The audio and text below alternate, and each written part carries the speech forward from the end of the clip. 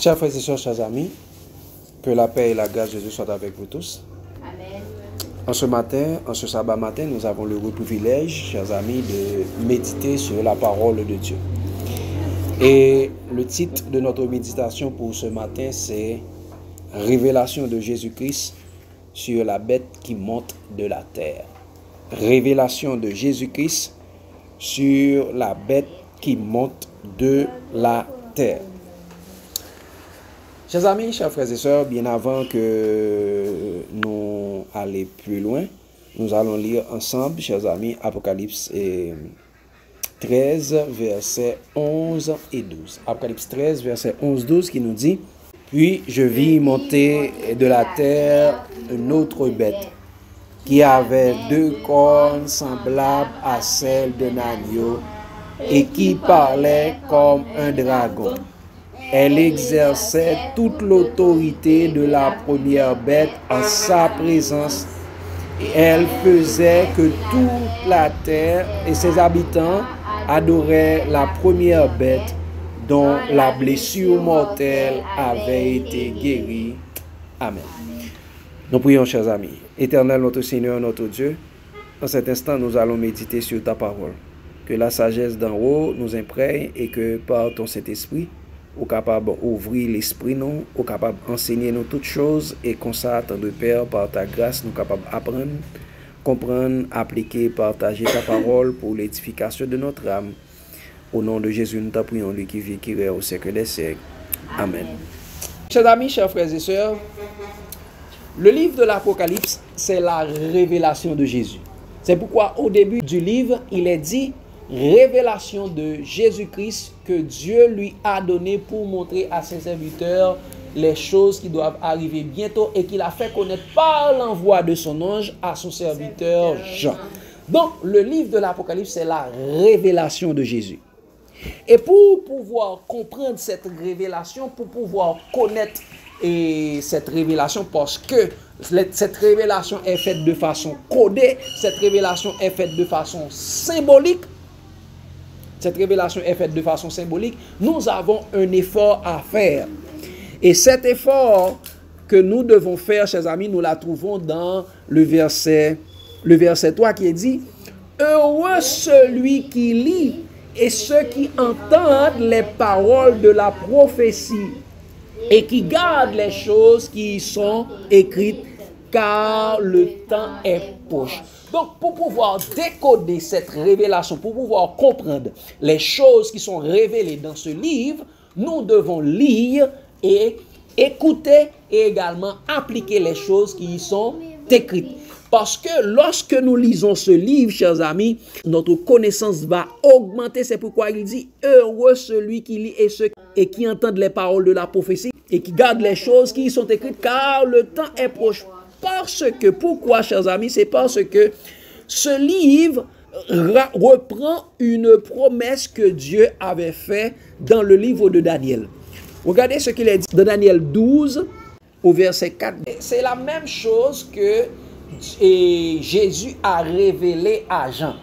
Regardez au verset 4, il est dit « Toi, Daniel, tiens secrète ces paroles et scelle le livre jusqu'au temps de la fin. Plusieurs le liront et la connaissance augmentera. » Donc, chers amis, quand Jésus dit « Heureux celui qui lit et ceux qui entendent les paroles de la prophétie, et qui gardent les choses qui y sont écrites, car le temps est proche. » Donc, en lisant ce livre, notre connaissance augmentera. Donc, nous serons éclairés de la gloire de Dieu. C'est pourquoi, c'est cette même parole encore que Jésus avait dit dans Jean 8, le verset 31 et 32. Jean 8, le verset 31, il est dit, Jésus dit aux Juifs qui avaient cru en lui, « Si vous demeurez dans ma parole, vous êtes vraiment mes disciples, vous connaîtrez la vérité et la vérité vous affranchira. » Donc, le livre de l'Apocalypse, c'est un livre, chers amis, si on le lit, notre connaissance va augmenter. Si on le lit, on le comprend et on applique les choses qui y sont écrites, chers amis, notre connaissance augmentera. Jésus ne nous dit pas, chers amis, dans ces révélations, on va avoir besoin d'autres livres, des livres apocryphes, des livres écrits par d'autres personnes pour pouvoir comprendre ce qui est écrit dans le livre de l'Apocalypse. Mais il dit, chers amis, heureux celui qui lit. Parce que plusieurs personnes inventent des choses par rapport à par rapport à la bête qui monte de la terre. Et Jésus met en garde tous ces gens qui vont venir avec d'autres livres. Jésus les met en garde dans Apocalypse 22. Il est dit, chers amis, dans Apocalypse 22, et surtout au verset 18, regardez ce qu'il est dit au verset 18 et 20, verset 18 et 19, ils disent ça. Je le déclare à quiconque entend ces paroles de la prophétie de ce livre, si quelqu'un y ajoute quelque chose, Dieu le frappera des fléaux décrits dans ce livre. Et si quelqu'un retranche quelque chose des paroles de ce livre, Dieu retranchera sa part de l'arbre de vie et de la ville sainte décrit dans ce livre. Donc on ne doit rien ajouter, on ne doit rien retrancher.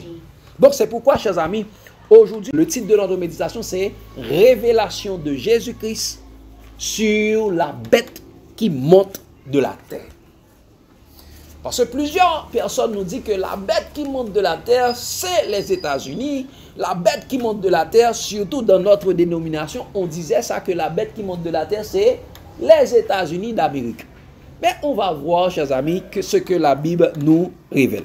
Regardez, il y a 3 caractéristiques lorsqu'on lit, et on va les donner en gros, mais il y a beaucoup d'autres, mais on va regarder 3 caractéristiques. On relit ensemble, chers amis, et Apocalypse 13, verset 11-12. Il a dit, puis je vis monter de la terre une autre bête, qui avait quoi? 2 cornes, semblables à celles d'un agneau, et qui parlait comme un dragon. Elle exerçait toute l'autorité de la première bête en sa présence, et elle faisait que la terre et ses habitants adoraient la première bête dont la blessure mortelle avait été guérie. Regardons ensemble, chers amis, les caractéristiques. Quelles sont les caractéristiques qu'on donne de la bête qui monte de la terre? On dit que la bête est montée où ça? De la terre. C'est son apparition. L'apparition de la bête, elle est montée de la terre. Deuxièmement, qu'est-ce qu'elle fait? Elle a ses caractéristiques. Elle a quoi? Elle a 2 cornes. 2 cornes semblables à celles d'un agneau. Donc ça, c'est encore une fois une autre caractéristique. Mais 2 cornes semblables à celles d'un agneau et qui parlait comme un dragon. Donc elle a 2 cornes semblables à celles d'un agneau, mais quand elle ouvrit sa bouche, au lieu d'entendre la voix d'un agneau, le son d'un agneau, mais elle parlait comme un dragon. Et on dit, elle exerçait toute l'autorité de la première bête en sa présence, et elle faisait que tous les habitants de la terre adoraient la première bête dont la blessure mortelle avait été guérie. Donc, chers amis, comment comprendre ces caractéristiques bibliques de la bête? Parce que, chers amis, nous devons comprendre que c'est la Bible qui doit interpréter la Bible sous la guidance du Saint-Esprit. C'est pourquoi il est écrit, Romains 12, le verset 6, il est dit, puisque nous avons des dons différents, selon la grâce qui nous a été accordée, que celui qui a le don de prophétie l'exerce selon l'analogie de la foi. Donc celui qui a le don de prophétie doit l'exercer suivant l'analogie de la foi. L'analogie de la foi, c'est suivant les paroles de Jésus, parce que la foi vient de ce qu'on entend. Ce qu'on entend vient de la parole de Christ. Donc, chers amis, l'interprétation qu'on donne des prophéties doit être faite suivant les paroles de Jésus-Christ. Donc, suivant le témoignage de Jésus. Et regardez ce que Pierre nous dit ce que Jésus, ce que le Saint-Esprit avait révélé à Pierre dans 2 Pierre 1er, versets 20 et 21. 2 Pierre 1er, verset 20 et 21, nous lisons, chers amis, 2 Pierre 1er, verset 20 et 21, il dit, sachant tout d'abord, vous-même, qu'aucune prophétie de l'Écriture ne peut être d'interprétation particulière. Aucune prophétie de l'Écriture ne peut être d'interprétation particulière. On ne doit pas prendre un autre livre pour interpréter les prophéties de la Bible. C'est la Bible qui doit interpréter la Bible sous l'inspiration du Saint-Esprit. Et regardez le verset suivant, le verset 21, dit ça, car ce n'est pas par une volonté d'homme qu'une prophétie a jamais été apportée, mais c'est poussé par le Saint-Esprit que des hommes ont parlé de la part de Dieu. Donc ce n'est pas par une volonté d'homme qu'une prophétie a jamais été apportée. C'est poussé par le Saint-Esprit. Donc ce n'est pas les hommes qui peuvent nous donner l'interprétation des prophéties bibliques. C'est poussé par le Saint-Esprit que des hommes ont parlé de la part de Dieu. Donc c'est poussé par le Saint-Esprit également que des hommes peuvent interpréter les paroles de Jésus ou bien les prophéties bibliques. Donc quand elle parle de la bête qui monte de la terre, donc c'est la Bible, c'est les paroles, c'est le Saint-Esprit qui doit nous montrer à travers la Bible ce que signifie, ce que veut dire la bête qui monte de la terre. Chers amis, on va essayer de regarder ça. La première caractéristique, on dit que la bête est montée de la terre. La bête est montée où ça? La bête est montée de la terre. Considérons que, chers amis, qu'une bête, qu'est-ce que représente une bête dans la Bible?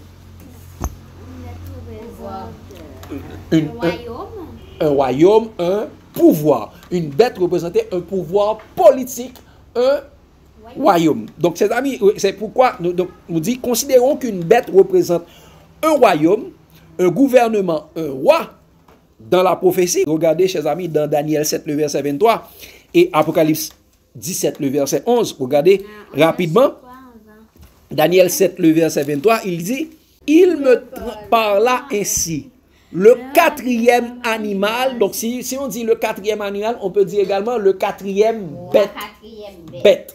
Donc le quatrième animal ou la quatrième bête, c'est un quatrième royaume qui existera sur la terre, différent de tous les royaumes et qui dévorera toute la terre, la foulera et la brisera. Donc, le quatrième animal, c'est un quatrième royaume. Donc, chers amis, bête veut dire royaume. On est clair? Bête veut dire quoi? Royaume. Mais également, bête veut dire également roi. Ok? Bête veut dire également roi. Regardons cela, chers amis. Dans Apocalypse 17, le verset 11. Apocalypse 17, le verset 11. Il est dit, chers amis, et la bête qui était et qui n'est plus, elle est elle-même un 8e roi, et elle est du nombre des 7, et elle va à la perdition. Donc, la bête est elle-même un 8e roi. Donc, bête veut dire également roi. Donc, bête veut dire royaume et veut dire roi. Donc, c'est-à-dire, quand il dit, quand Jean voit une bête qui est montée de la terre, c'est-à-dire un royaume qui est monté de la terre. Donc, c'est un autre royaume qui est monté de la terre. Donc, on est clair là-dessus. Donc, c'est un pouvoir politique, c'est un pouvoir c'est un pouvoir politique, c'est un royaume qui est monté de la terre, c'est un gouvernement. On est clair? C'est bon? Premier aspect, c'est que la bête, c'est un gouvernement, c'est un royaume. C'est un roi. Mais peut-être on le prend dans le sens de royaume. Ok? Mais on va regarder. L'autre chose, c'est où est montée la bête? La bête monte de la terre. On dit que, oui.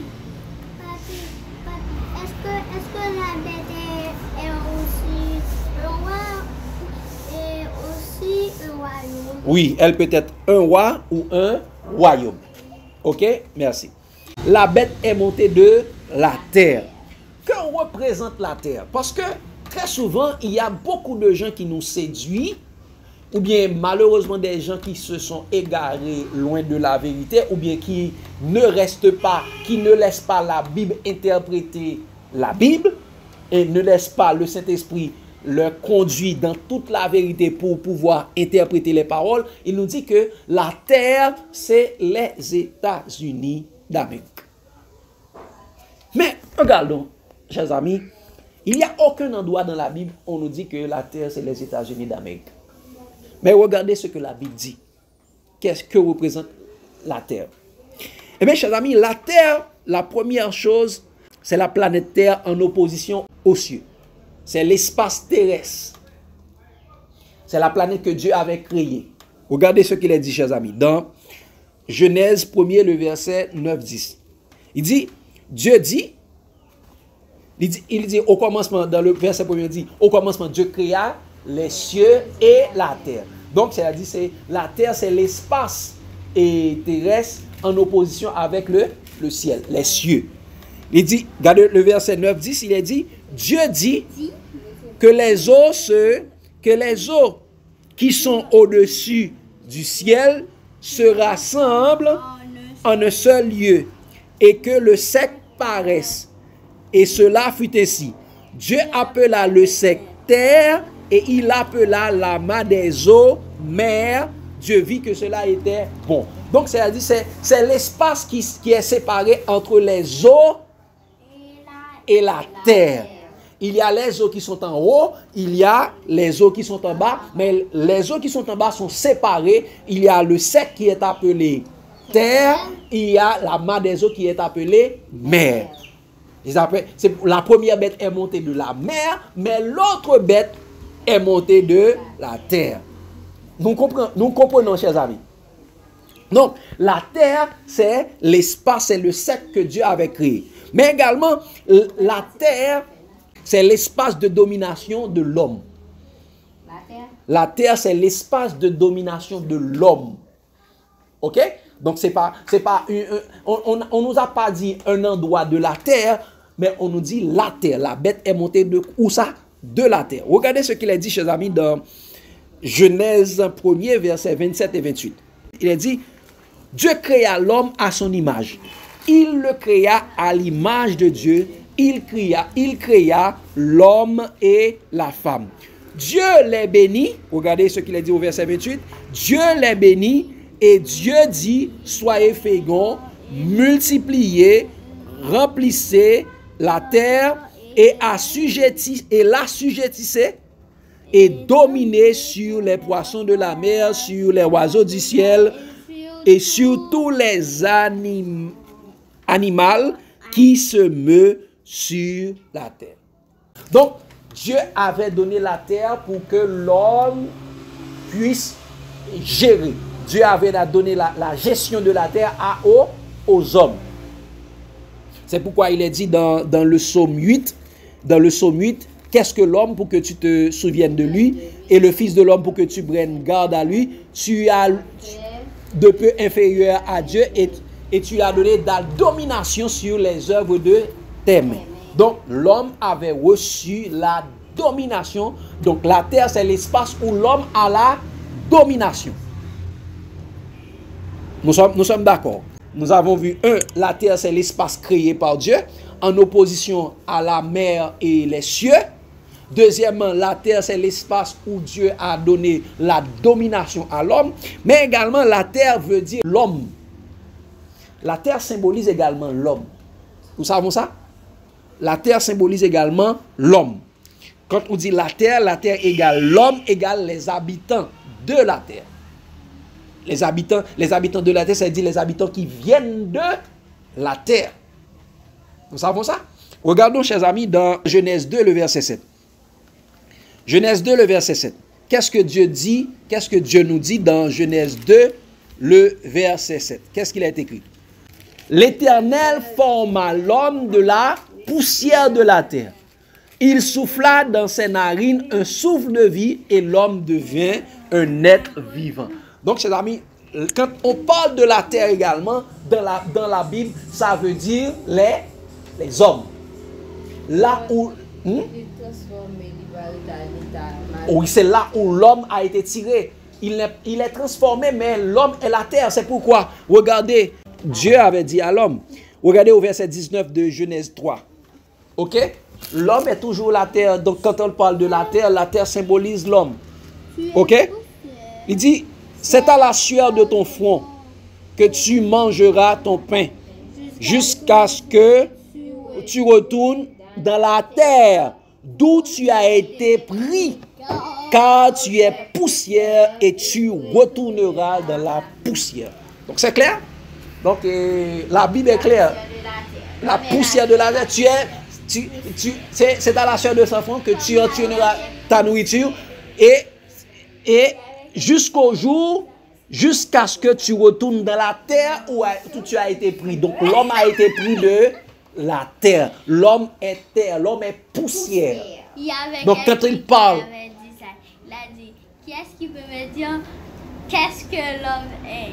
Et lui encore, il a répondu, l'homme c'est poussière. Oui, l'homme est poussière. Donc l'homme c'est la terre. Quand on parle également de la terre, on parle de l'homme. On est là?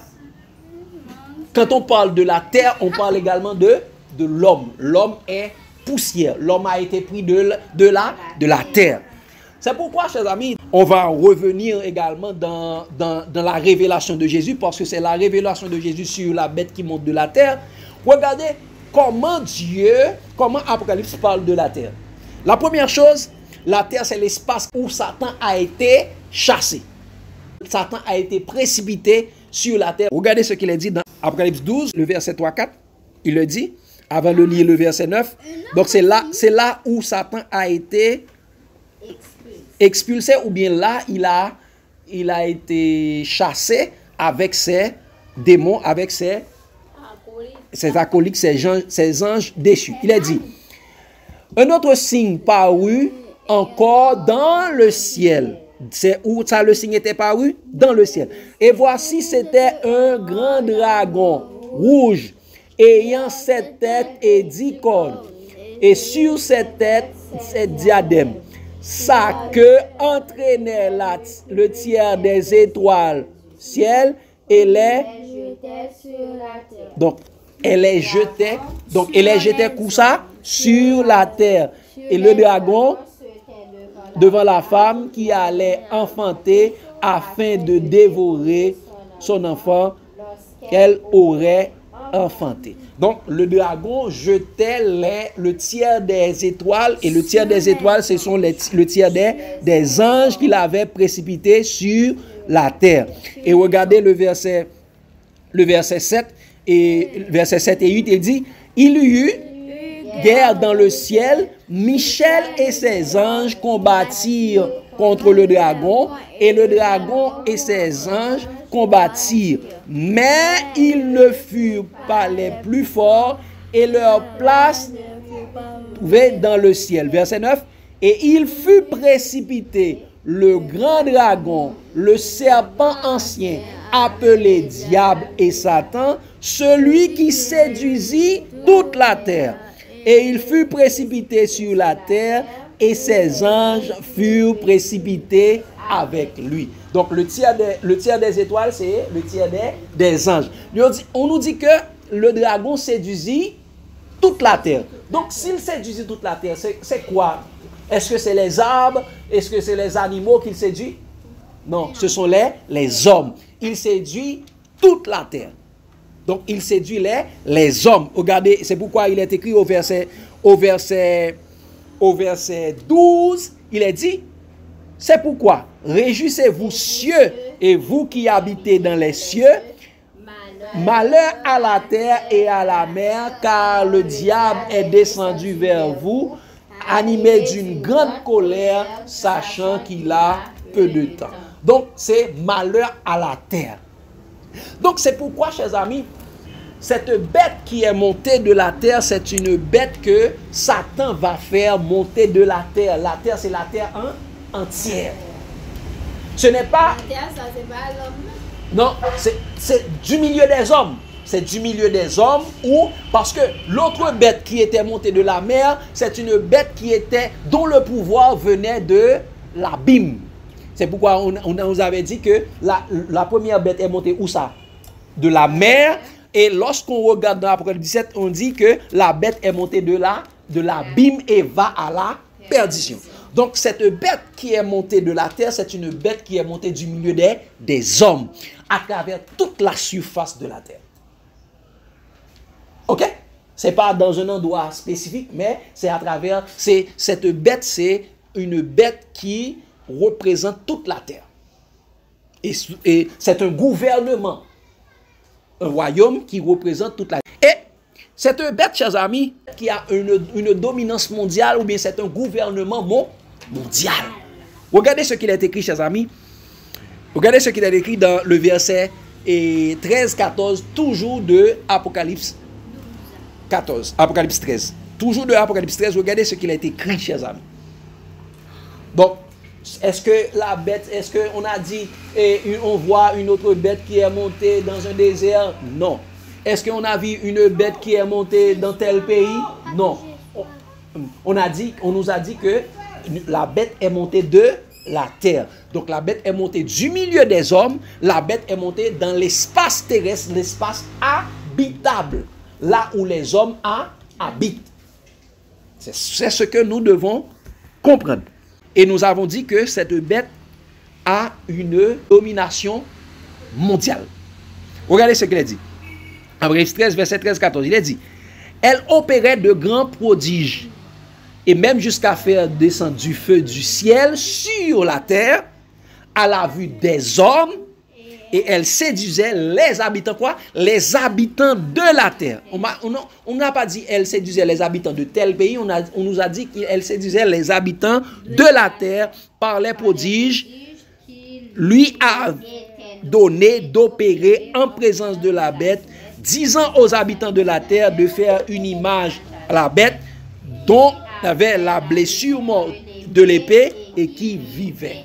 Donc, elle séduisait les habitants de la terre.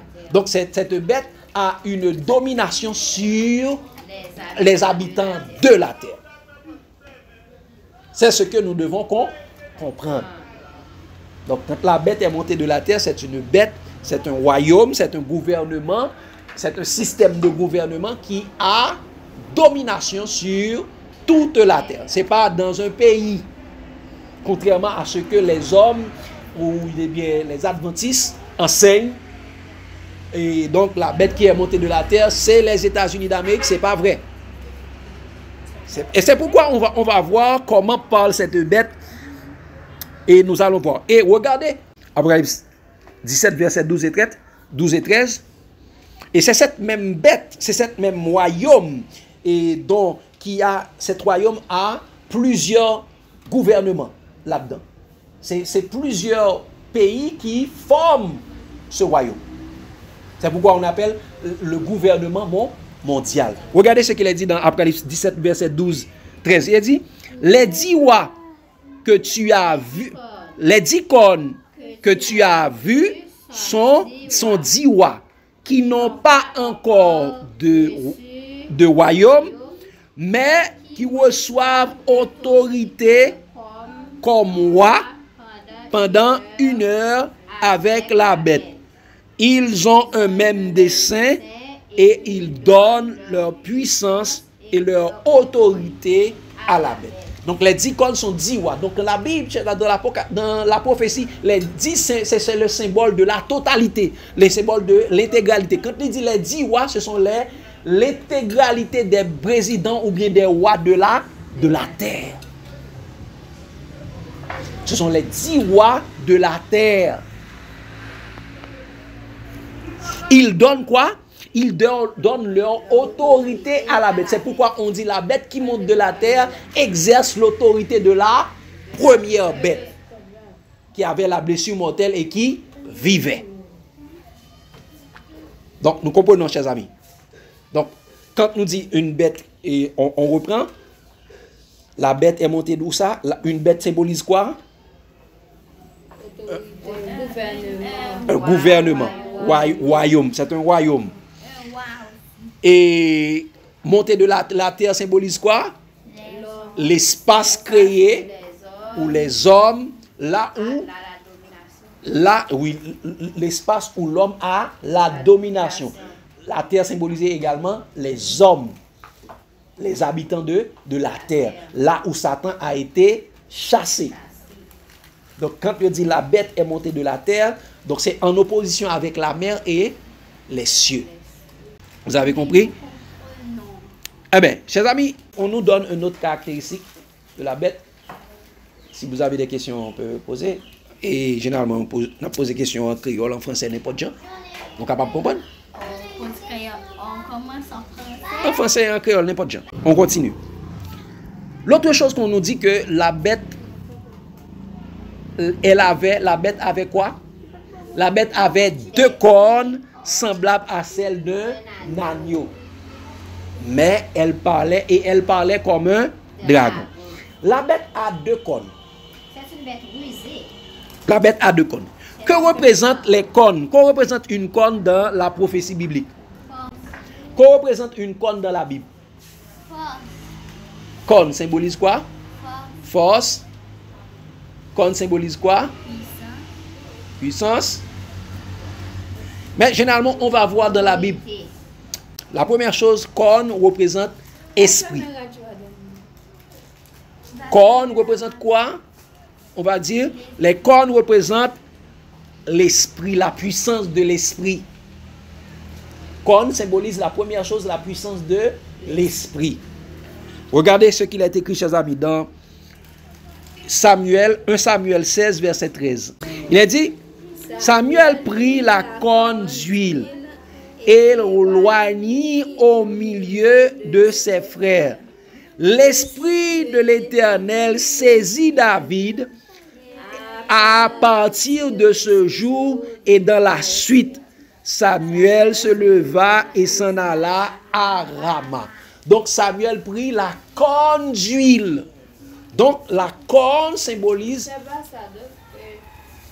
La corne symbolise quoi?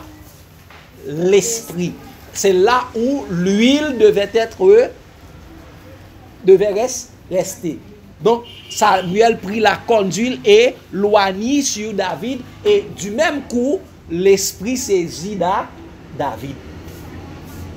Donc on est là. Donc la corne symbolise quoi? L'esprit. Mais on va... La puissance de l'esprit. La puissance de l'esprit. Mais on va le regarder encore une fois et beaucoup plus explicite. On va dans Apocalypse 5, le verset 6. Il est dit, et je vis au milieu du trône et des 4 êtres vivants et au milieu des vieillards, un agneau immolé. Comment était la bête encore? La bête était semblable à un agneau. Regardez cet agneau. Il dit un agneau qui était là comme immolé. Il avait 7 cornes et 7 yeux qui sont les 7 esprits de Dieu envoyés par toute la terre. Donc, chers amis, suivant le nombre, les cornes symbolisent l'esprit.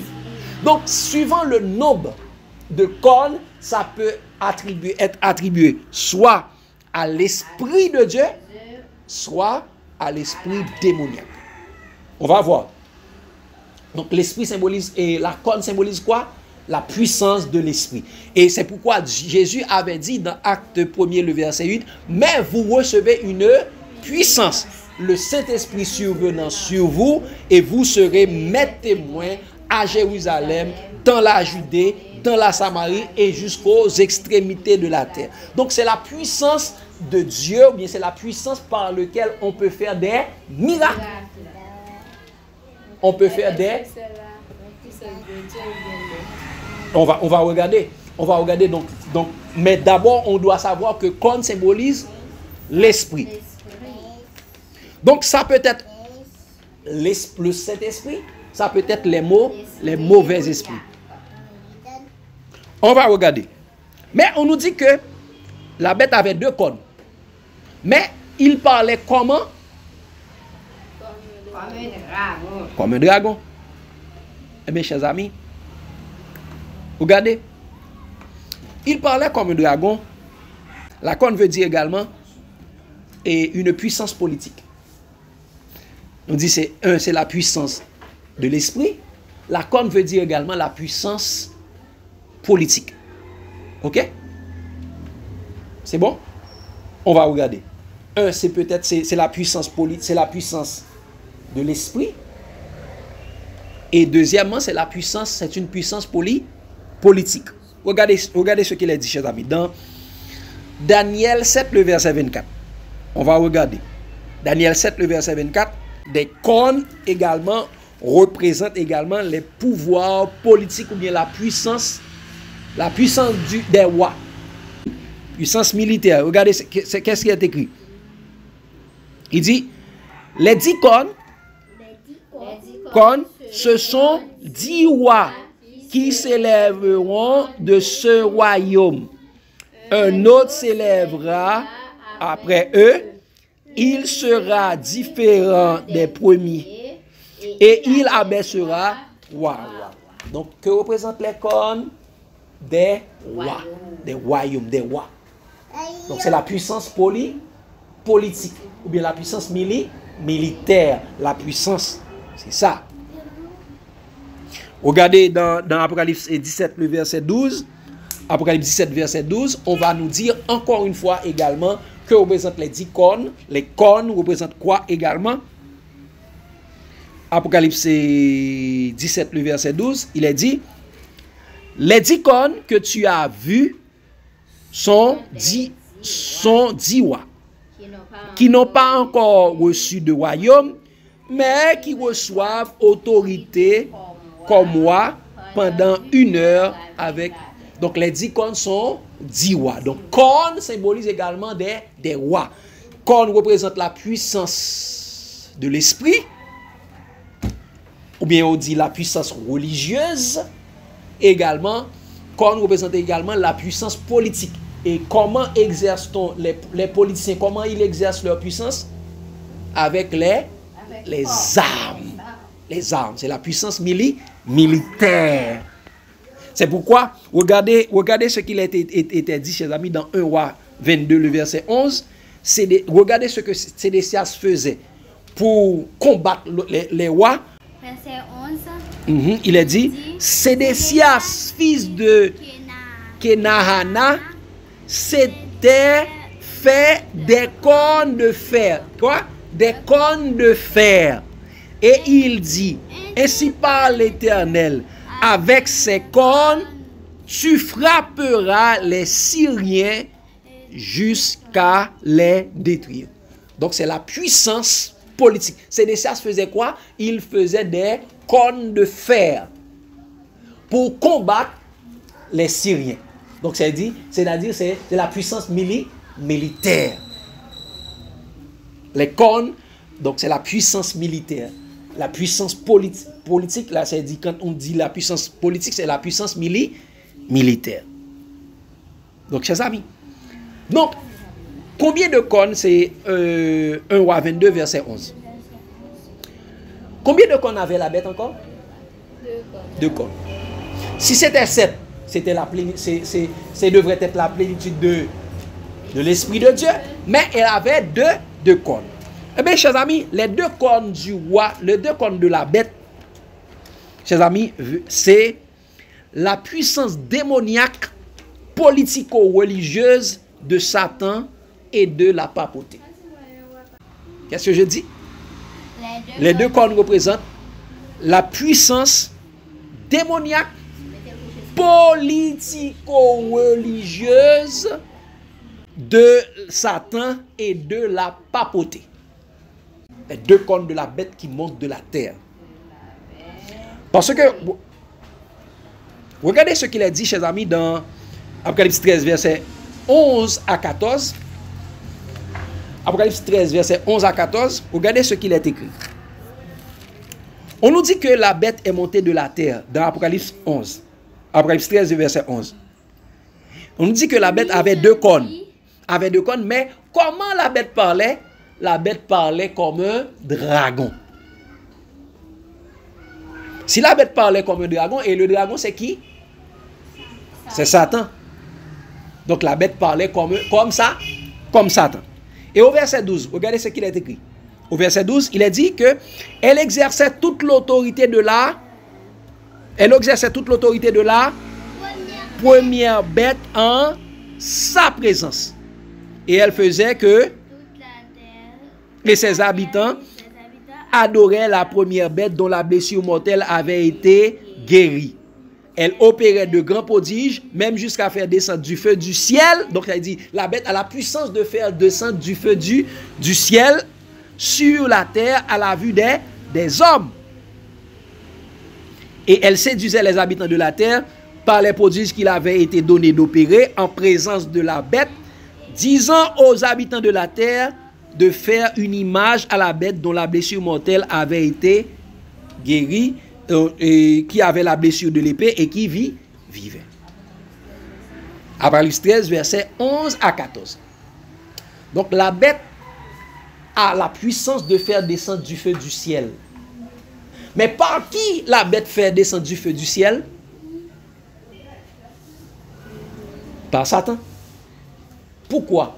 C'est par Satan. Parce qu'il dit, nous n'avons pas à lutter contre la chair et le sang, mais contre les esprits méchants, contre les dominations, contre les princes de ce monde des ténèbres, contre les esprits méchants dans les lieux célestes. Donc, dans les lieux célestes. Donc, c'est dans le trône de Satan que la bête fait descendre du feu du ciel. Elle opérait quoi? De grands prodiges. Regardez par quoi que la bête exerçait les prodiges à la vue des hommes. Apocalypse 16, verset 13-14. Regardez par quoi que la bête exerce et faisait les grands prodiges.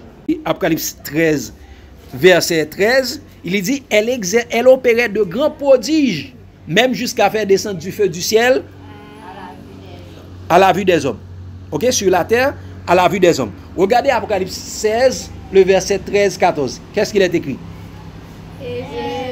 Et je vis sortir de la bouche du dragon. Dragon c'est Satan. Et de la bouche de la bête et de la bouche du faux prophète, 3 esprits semblables. Donc, de la bouche, il sortit quoi? 3 esprits impurs. Regardez, qu'est-ce qu'il a dit au verset 14? Car ce sont des esprits de démons qui font des prodiges et qui vont vers les rois de la terre, de toute la terre, pour le combat du grand jour du Dieu Tout-Puissant. Ce sont les esprits de démons. C'est par les esprits de démons que la bête qui monte de la terre faisait les prodiges. C'est pourquoi corne symbolise quoi? Esprit. Puissance de la puissance des esprits. Donc c'est les esprits, comme ce n'est pas les 7 cornes, ce sont les puissances démoniaques. Ce sont des esprits de démons qui font des prodiges. Donc les 2 cornes, et certains nous disaient que les 2 cornes c'est l'église et l'État. On nous dit également mais c'est l'église et l'État. Ça peut être, on peut être d'accord avec, mais quand on dit que c'est les républicains et les démocrates aux États-Unis, c'est faux. C'est faux. Oui, on dit c'est les républicains et les démocrates. On dit c'est la séparation, de on nous dit c'est la séparation de l'église et de l'État. Ce n'est pas la séparation de l'église et de l'État. Au contraire, comme là, c'est mieux de dire, mais ce n'est pas la séparation de l'église et de l'État, parce que les cornes sont dans la tête d'une seule bête. Non, c'est dans la tête de 2. De 2 bêtes, c'est dans la tête d'une seule bête. Ça veut dire union. Oui, c'est-à-dire c'est une bête qui est dirigée par l'église et l'État. Regardez ce qu'il est écrit, chers amis, dans Daniel 2. Dans Daniel 2. On a Daniel 2, les 2 Daniel. Regardez, nous rappelons que Sédécias dans 1 roi 22 verset 1 Samuel 22 verset 11, Sédécias avait fait une corne de fer. Une corne de fer, ça veut dire c'est la puissance politique. Regardez ce qu'il a dit dans Daniel 2, versets 41 à 44. Il est écrit. Et comme tu as vu les pieds et les orteils en partie d'argile et en partie et en partie de fer, ce sera divisé. Mais ce royaume sera divisé. Mais il aura en lui quelque chose de la force du fer. Donc la force du fer, c'est la force militaire, la force politique, la puissance militaire. Et de ça, et en partie d'agile, ce royaume sera en partie fort et en partie faible, fragile. Il dit, tu as vu le fer mêlé avec de l'argile, parce qu'ils se mêleront par des alliances humaines, mais ils ne seront point unis l'un à l'autre, de même que le fer. Donc le fer mêlé avec de l'argile. Donc c'est l'église mélangée avec l'État. C'est la religion, c'est la puissance politique et la puissance religieuse qui se mêlent ensemble. C'est pourquoi Jean a vu une femme assise sur une bête. Jean a vu une femme assise sur une bête. On est là? Là, le fer mélangé avec de l'argile.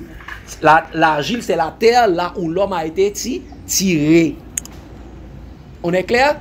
C'est pourquoi généralement dans Ésaïe, on compare également l'argile, c'est le peuple de Dieu. C'est le peuple de Dieu, c'est les ténèbres mélangées avec la lumière. On est là? Donc, ça veut dire, cette bête a deux puissances. Elle a la puissance politique. Elle a la puissance religieuse. Chers amis, regardez un autre aspect. Nous allons dans une autre caractéristique. Nous avons vu que représente les cônes. Les cônes représentent quoi encore? Les cônes représentent l'esprit, mais comme ce n'est pas l'esprit de Dieu, comme ce n'est pas... Oui, les cônes représentent également les pouvoirs politiques. Mais étant donné que ce n'est pas la puissance de Dieu, c'est la puissance démoniaque. On va voir quelque chose encore. On nous dit que la bête parle comme un dragon. Comment le dragon parle?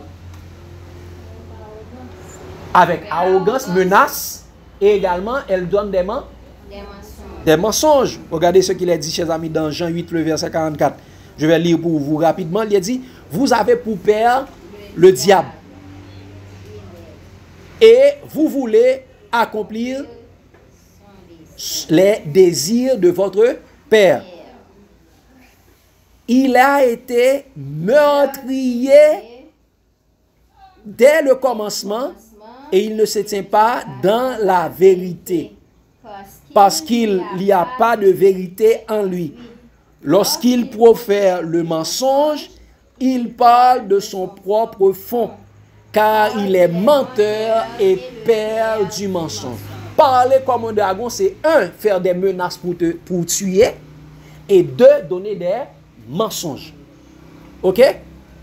Et deux, donner des mensonges. C'est pourquoi nous allons voir que au verset 15, regardez ce que la bête fait au verset 15 de Apocalypse 13. Il lui fut donné d'animer l'image de la bête, afin que l'image de la bête parla, et elle fit que tous ceux qui n'adoraient pas l'image de la bête fussent tués. Donc le dragon est meurtrier dès le commencement. Donc elle exerçait l'autorité de la bête. C'est le pouvoir pour détruire.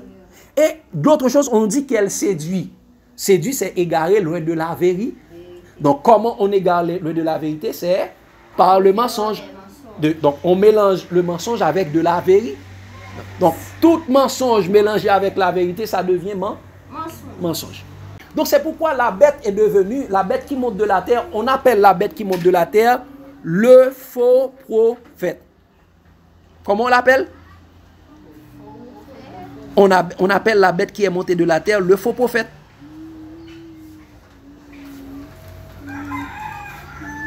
On appelle la bête qui monte de la terre, on l'appelle le faux prophète. C'est pourquoi, regardez dans Apocalypse, et on regarde encore dans Apocalypse 16, le verset 13, il dit, puis Et je vis sortir de la bouche. Apocalypse 16, le verset 13.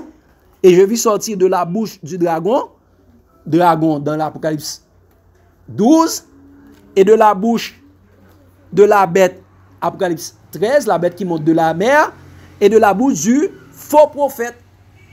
Donc la bête est devenue le faux prophète, le prophète qui donne du mensonge. Regardez encore dans Apocalypse 19. Dans Apocalypse 19, le verset 20. Comment on appelle la bête qui montait de la terre. Apocalypse 19, le verset 20. Et la bête fut prise, avec elle le faux prophète qui avait fait devant elle les prodiges par lesquels il avait séduit ceux qui avaient pris la marque de la bête et adoré son image. Il fut tous deux jetés vivants dans le temps ardent et dans le feu ardent de... Et ça? Jetés vivants dans les temps ardents de feu et de soufre. Donc on l'appelle le faux prophète. On le dit également dans Apocalypse 20, le verset 10. Apocalypse 20, verset 10. Regardez, on va lire. Et le diable qui les séduisait fut jeté dans le temps de feu et de soufre, où sont la bête et le faux prophète, et ils seront tourmentés jour et nuit et au siècle et des siècles. Le dragon, la bête et le faux prophète. C'est pourquoi, regardez l'avertissement de Jean pour que nous puissions très bien comprendre dans 1 Jean 4. Dans 1 Jean 4, le verset 1er. Et cette bête, c'est la bête de la fin des temps. 1 Jean 4, verset 1er. Cette bête, c'est la bête de la fin des temps. La bête de la fin des temps. Regardez ce qu'il a dit dans 1 Jean 4, le verset. Il dit ça, bien aimé. N'ajoutez pas foi à tout esprit, mais éprouvez les esprits pour savoir s'ils sont de Dieu, car plusieurs faux prophètes sont venus dans le monde. N'ajoutez pas foi à tout esprit. Nous avons dit que les cornes de la bête, c'est quoi? C'est les puissances, autorités, ou bien c'est les esprits qui dirigent la bête. Et nous avons dit, ce sont les deux esprits. C'est l'esprit de Satan et l'esprit de la papauté qui dirige cette bête, ce royaume, ce gouvernement. Ok? C'est pourquoi n'ajoutez pas foi à tout esprit. Mais jusqu'à présent, est-ce que nous voyons de quelle bête s'agit-il? On va voir, on va être beaucoup plus clair là-dessus. Retournons dans Apocalypse 13. Regardez ce qu'il a dit. On nous dit qu'elle exerçait toute l'autorité de la première bête en sa présence. Donc, c'est-à-dire, quand cette bête est montée, elle est montée pendant que la bête qui monte de la mer était là. N'est-ce pas? On nous dit qu'elle exerçait toute l'autorité de la première bête en sa présence. Et elle faisait que toute la terre adorait la première bête dont la blessure mortelle avait été guérie. Donc, cette bête qui est montée de la terre, elle est montée après la guérison de la blessure mortelle de la bête de la mer. Et la bête de la mer, c'est qui encore? C'est la papauté. La papauté avait reçu une blessure mortelle quand est-ce? En 1798, lorsque le général Berthier, sous l'ordre de Napoléon Bonaparte, est entré à Rome et a arrêté le pape Pie VI et l'envoie en exil. Et le pape est mort et la papauté avait perdu son pouvoir politique. Mais cette blessure mortelle fut guérie quand est-ce? Cette blessure mortelle fut guérie en février 1929. En février 1929, après la Première Guerre mondiale. Et après la Première Guerre mondiale, eh bien, on a avec la signature de la traité de Latran, entre Mussolini et le pape, je ne me rappelle pas si le pape Paul, je ne me rappelle pas que quel pape, oui, le pape Pie, c'est en février 1929, avec le pape Pie XI, ils ont signé la traité de Latran, où le Vatican, où l'État de Vatican, Mussolini, où l'État de Vatican fut donné au système catholique romain. Ok? Le système catholique romain. La guérison de la blessure mortelle est faite quand est-ce? Est arrivée quand est-ce? En février. 11 février 1929. 11 février 1929. Le 11 février 1929. Donc, si, est-ce que le 11 février 1929, est-ce que les États-Unis existaient déjà? Oui. Et les États-Unis avaient pris son indépendance depuis en 1776. Donc, ça veut dire les États-Unis existent juillet 1776. Le 4 juillet. Oui, le 4 juillet 1776. Qui reprend avant nous. Le 4 juillet 1776. On est là? La blessure mortelle est venue en 1798. La guérison de la blessure mortelle est faite le 11 février 1929. Donc, c'est-à-dire les États-Unis existaient déjà. Mais on nous dit que la bête de la terre exerçait l'autorité en présence de la bête qui avait la blessure mortelle et qui fut guérie. Donc, ça veut dire que cette bête est montée après la guérison de la blessure mortelle. Quelle bête est montée après la guérison de la blessure mortelle? Et on nous dit que cette bête était venue de toute la terre. Eh bien, chers amis, il y a une seule bête à dominance mondiale qui a pris naissance après la guérison de la blessure mortelle de la Rome papale. Il n'est autre que l'Organisation des Nations Unies. Qui? Quelle bête? L'Organisation des Nations Unies. Eh bien, chers amis, nous devons comprendre que l'Organisation des Nations Unies a été instituée le 24 octobre 1945 à la suite de la ratification de la charte par la Chine, les États-Unis, la France, le Royaume-Uni, l'URSS et la majorité des autres pays signataires. Suggéré par le président des États-Unis, Franklin Delano Roosevelt, l'expression Nations Unies est apparue au cours de la Seconde Guerre mondiale. Donc la bête de la terre, c'est les Nations Unies. Il y a une seule bête, un seul gouvernement qui est apparu après la guérison de la blessure mortelle, c'est les Nations Unies. Et avant, les Nations Unies était appelée la Ligue. Elle appelait avant Ligue ou Société des Nations. Comme il est écrit clairement dans la Bible. SDN, Société des Nations. Comme il est écrit, chers amis, dans Somme 2, verset 1. Pourquoi ce tumulte parmi les nations? Ces vaines pensées parmi les peuples? Pourquoi les rois de la terre se soulèvent-ils et les princes se liguent-ils entre eux contre l'Éternel et contre son roi? Donc, le but de la Société des Nations, c'est pour s'élever contre Dieu. Parce que Dieu avait dit clairement que les peuples, les nations ne doivent pas faire une seule nation. Nous songeons que lors de la tour de Babel, toute nation te voulait faire un seul. Bon Dieu t'a dit, toute nation, il faut nous disperser sur toute la terre. Mais, Dieu te voulait former un seul peuple. Et bien, bon Dieu te descend, il te dispersé.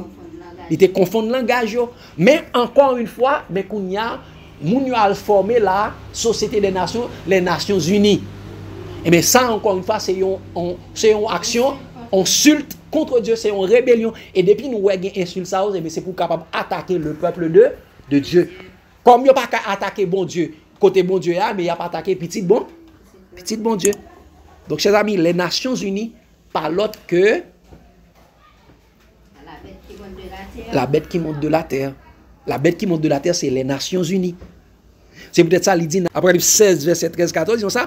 Moi, ouais, sorti de la bouche de la bête, de la bouche de dragon, de la bouche de faux prophètes, 3 esprits impurs qui vont vers les rois de la terre afin de les rassembler pour le combat du grand jour du Dieu Tout-Puissant.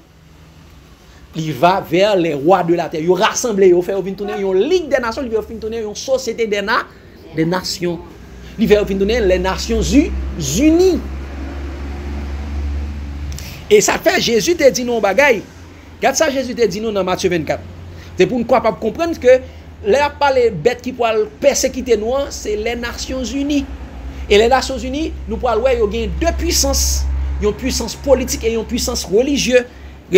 Regardez ça, dit dans Matthieu 24, versets 6 à 9. Vous entendez parler de guerre et de bruit de guerre.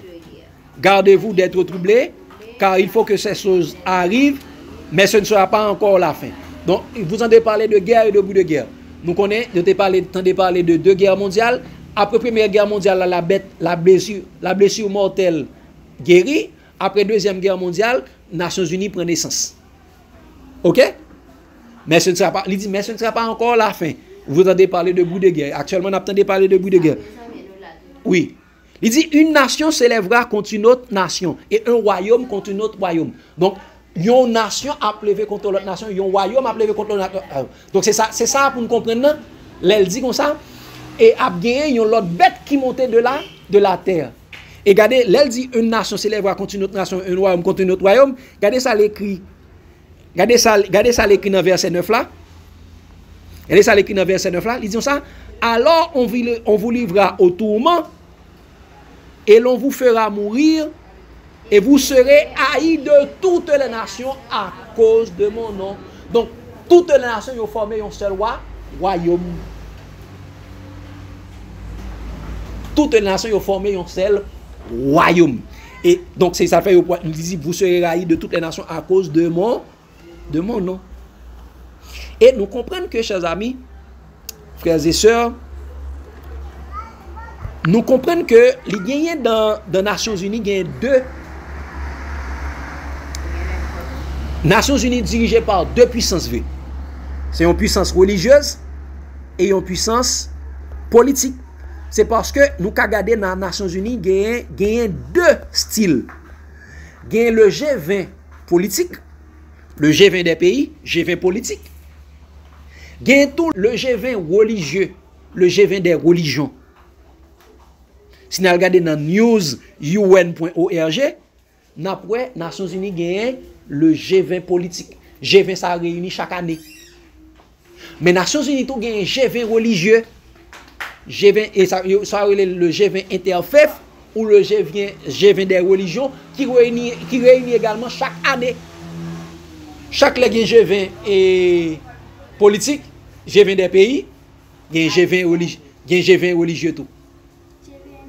Oui, G20 religieux, toutes les religions réunies. Ils disent nous c'est le fer mélangé avec l'argile. Le fer mélangé avec l'argile. Et chers amis, nous devons comprendre que ce plan machiavélique a été là depuis bien des temps. Depuis même la création de l'ONU, ce plan a été là pour que l'ONU ait 2 cornes, les 2 esprits qui le dirigent, l'esprit de Satan et l'esprit de la papauté, l'esprit de l'Église et l'esprit de l'État. Donc, il dirige par ces 2 forces, la force de la religion et la force militaire, la puissance de la religion et la puissance militaire. Et c'est pourquoi, chers amis, regardez cet article, Le Monde, qui a été paru le 25 mars 1966. Le titre, c'est « Pour une organisation des religions unies ». Quoi? Pour une organisation des religions unies. De la même façon qu'il y a des Nations Unies, on plaide pour qu'il y ait une religion unie. Et je vais lire pour vous une petite partie de cet article, chers amis, qui est d'une importance extrême. Regardez ce que l'auteur de l'article dit. Il est dit, chers amis, Il serait donc souhaitable que se réunissent dans une proche avenir autour d'une même table les chefs spirituels de toutes les religions d'Orient et Occident. Religion d'Orient, bouddhisme, Bouddha, ainsi de suite, se réunissent ensemble. Les religions d'Orient, les religions orientales, les New Age, bouddhisme et ainsi de suite, avec les religions occidentales, les religions abrahamiques, le christianisme, ainsi de suite. Religion orientale également, le franc-maçonnerie et l'hindouisme, ainsi de suite, chers amis, qu'ils se réunissent tous ensemble autour d'une même table. Il continue. Il est en effet important que soit propagée l'idée d'une organisation des religions unies qui siégeant en permanence comme l'ONU. Quoi? Il serait important de propager l'idée d'une organisation des religions unies qui siège en permanence comme l'ONU. Et ceci devrait se faire à l'ONU. Et chers amis, elle dit avec ses propres conseils. Avec ses propres conseils et commissions qui coopéraient étroitement avec les grandes institutions internationales. Chers amis, n'est-ce pas ce vœu que les hommes ont réalisé à travers le G20 interfaith, le G20 interreligieux? De la même façon, il y a le G20 des nations, il y a également le G20 interreligieux, le G20, l'interconfessionnel, où la franc-maçonnerie, l'hindouisme, le christianisme, toutes les dénominations du christianisme se réunissent ensemble dans l'œcuménisme et envoient leurs représentants dans le G20 interreligieux. Ils ont formé l'organisation des religions unies comme l'ONU. C'est pourquoi l'ONU est sous la dominance ou bien est sous la domination de ces deux courants. Le G20 et des Nations Unies, le G20 des Nations, dicte à l'ONU ce qu'il doit faire. Et il y a également le G20 interreligieux, conseil à travers le pape. Et généralement, toutes ces religions ont été inscrites dans l'ONU.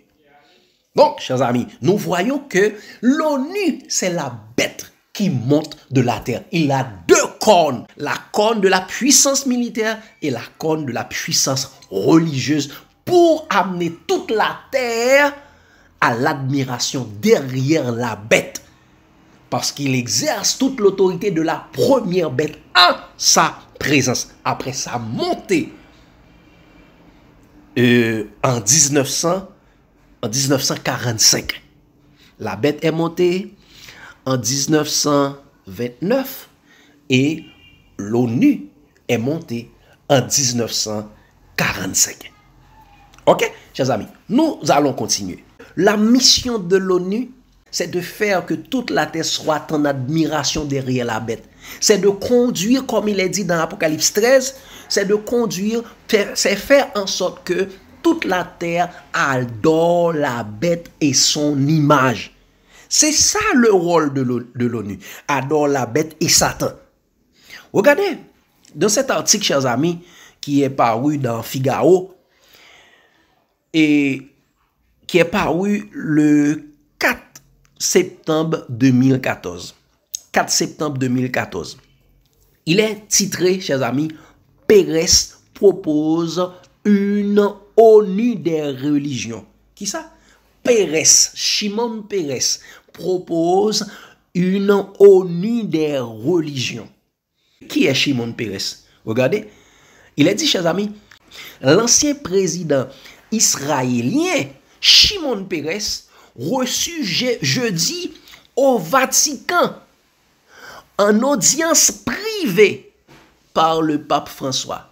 Et a déclaré lui avoir proposé une création d'une ONU des religions, compte tenu de l'inefficacité de l'actuelle ONU politique. Ah, il propose qu'il y ait également une ONU des religions.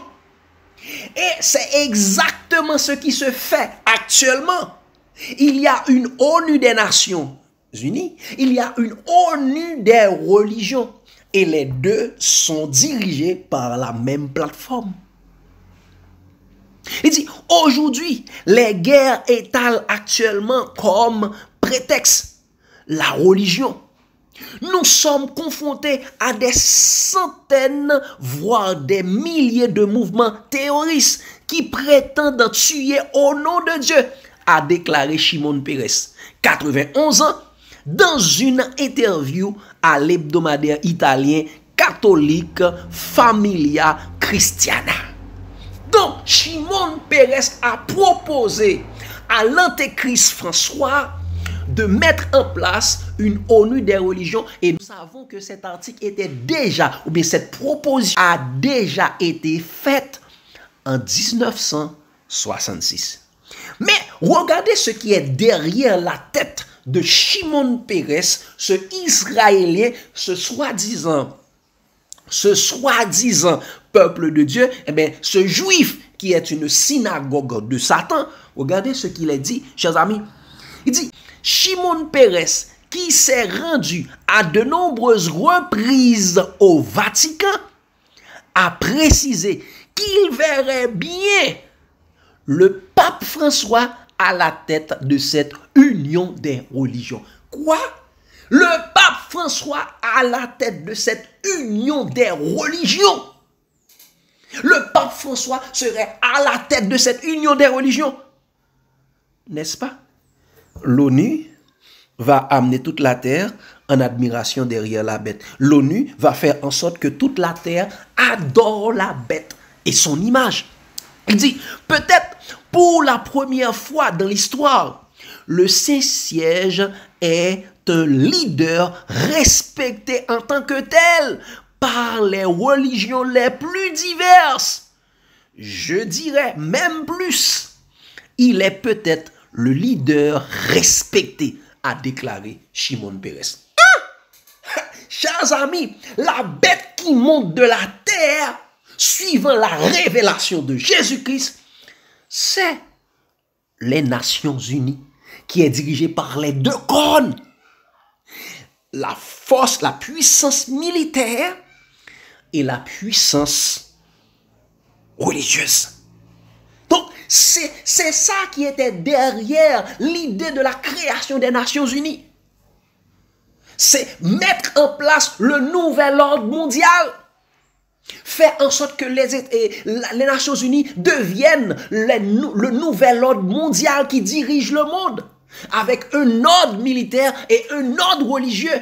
Et pour clouer tout ça, le Vatican, l'Antichrist serait à la tête. Et cet Antichrist, n'est autre que le pape François. Ha! Chers amis, ça devrait nous pousser à réfléchir. Pour ceux qui nous disent que la bête qui monte de la terre, c'est les États-Unis, ce sont des égarés spirituels. Ce sont des hommes qui ont été égarés par la théologie du Vatican même. Parce que celui qui a inventé la théologie, c'est Satan. Au jardin d'Éden, il a permis que la théologie puisse prendre de l'ampleur à travers la philosophie, parce que théologie, c'est de la philosophie qui a été inventée par Platon. Et, chers amis, et quand vous regardez dans Colossiens 2, le verset 8, on dit que personne ne vous séduise aucunement par la philosophie de vaine tromperie. Mais, chers amis, à travers le catholicisme, avec le père Alexandre, ou bien le soi-disant père Alexandre, c'est par eux, les catholiques, qui ont introduit la théologie dans le christianisme. Et par la théologie, eh bien, chers amis, ils ont amené toute la terre en admiration derrière eux. C'est pourquoi ils travaillent. C'est pourquoi ceux qui étudient la théologie ne vont jamais vous dire que la bête qui monte de la terre, c'est l'ONU. Ah! C'est ça que nous devons comprendre. Et ceci est très clair. La bête exerçait toute l'autorité de la première bête en sa présence. La bête qui avait reçu la blessure mortelle. En sa présence, ça veut dire cette bête est montée de la terre après la guérison de la blessure mortelle. Et la guérison de la blessure mortelle est arrivée en 1929. Donc, il n'y a aucune autre bête qui est montée de la terre après cette date que les Nations Unies qui a pris naissance en 1945. C'est clair, chers amis. Shimon Peres veut que le pape soit le président du monde, soit le chef des religions du monde. Et c'est ce que nous sommes en train de vivre là, actuellement. Ok, chers amis? La bête qui monte de la terre est effectivement les Nations Unies. Ce n'est pas les États-Unis d'Amérique. Même si son siège social se trouve aux États-Unis, mais ce n'est pas les États-Unis. C'est les États-Unis qui a mis ensemble avec la France, la Russie, la Chine et l'Angleterre pour créer cette structure. Mais cette structure n'est pas les États-Unis. Et nous devons comprendre tout.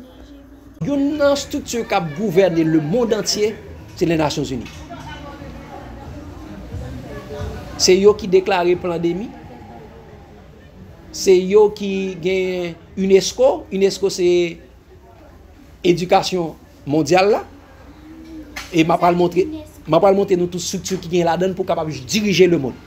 Ils avaient dit, elle faisait que tous les habitants de la terre adoraient la première bête dont la blessure mortelle. Ils ont géré éducation, ils ont géré économie, ils ont géré politique, ils ont géré l'argent, ils ont géré toute bagaille mondialement. Et déjà, chers amis, nous prenons rendez-vous pour la deuxième partie de cette étude où nous allons faire une présentation sur la bête qui monte de la terre. Ok? Nous ferons une présentation sur la bête qui monte de la terre, sur la bête qui est les Nations Unies. On fera une présentation des différents organes et des différentes structures spécialisées de la bête qui monte de la terre afin de pouvoir prendre la domination sur tous les pays du monde. Nous aurons cette présentation, chers amis. Ce sera la deuxième partie de cette étude, révélation de Jésus sur la bête qui monte de la terre. Donc, chers amis, nous devons, comme Jésus nous a dit, si nous voulons connaître la vérité, Jésus dit aux Juifs qui avaient cru en lui, si vous demeurez dans ma parole, vous êtes vraiment mes disciples, vous connaîtrez la vérité et la vérité vous affranchira. Chers amis, révélation de Jésus sur la bête qui monte de la terre. La bête qui monte de la terre, c'est les Nations Unies. Que Dieu vous bénisse abondamment. Si vous avez des commentaires, si vous avez des questions, n'hésitez pas à nous écrire. N'hésitez pas à vous intégrer dans le groupe Telegram que nous avons, chers amis. Intégrez-vous. Pour cliquer, c'est juste au bas de l'écran. Et également, chers amis, vous pouvez commenter, liker, abonner et partager. D'ici là, chers amis, nous vous disons à la prochaine. Que Dieu vous bénisse abondamment. L'amour de Christ nous presse.